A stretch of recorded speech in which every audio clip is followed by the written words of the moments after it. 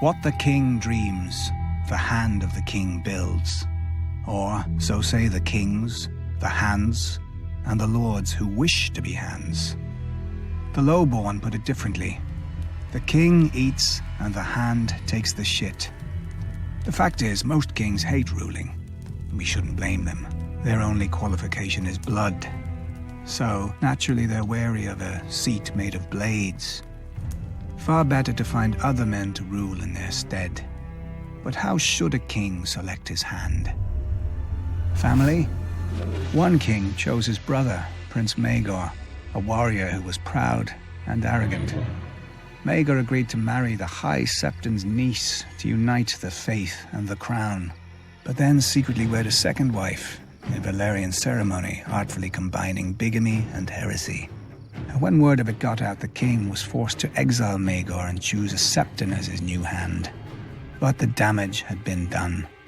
The king had trusted in family, and his brother had set off a rebellion that would claim his rule and his life. Strength?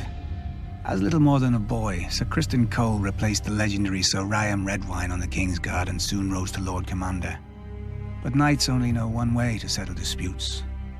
When Prince Aegon's father died, Sir Criston slit the throat of an advisor who objected to Aegon's ascension over his aunt, the anointed heir. His actions so pleased the new king, Aegon, second of his name, that he appointed Sir Criston as his hand in the ensuing civil war, called the Dance of Dragons.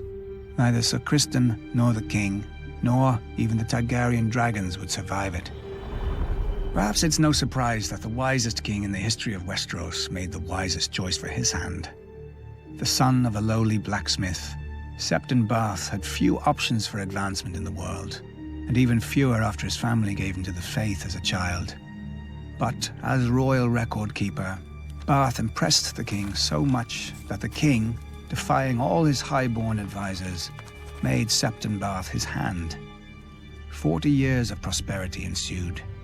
So much did Barth accomplish that many lords and commoners credited him with sorcery. No other explanation could they accept for a man without blood or skill at arms, because what Barth had was rarer than both: a sharp mind. Years later, the realm had no sharper mind than Lord Tywin Lannister, hand to King Aerys Targaryen, or, as history remembers him, the Mad King. He saw assassins and plots in every shadow, heard whispers in silence, and burned men alive. But his greatest madness by far was driving away Lord Tywin. The Mad King then cycled through every mistake of his ancestors. Soldiers, toadying lords, and at the end even an alchemist, perhaps to save the crown's growing expenses on wildfire. Unfortunately, it didn't save his crown or his dynasty.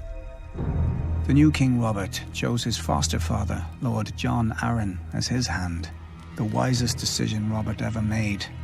Not that it had many rivals. Too bad it proved so fatal. Lord Arryn was a man of honor from an ancient and proud family.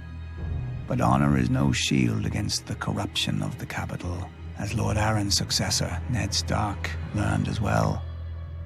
Perhaps the hand of the king is a flawed idea. Westeros needs a ruler who can rule, who builds what he dreams himself. A king who can't govern his kingdom is no king, and a hand who shits what another man eats is an arse.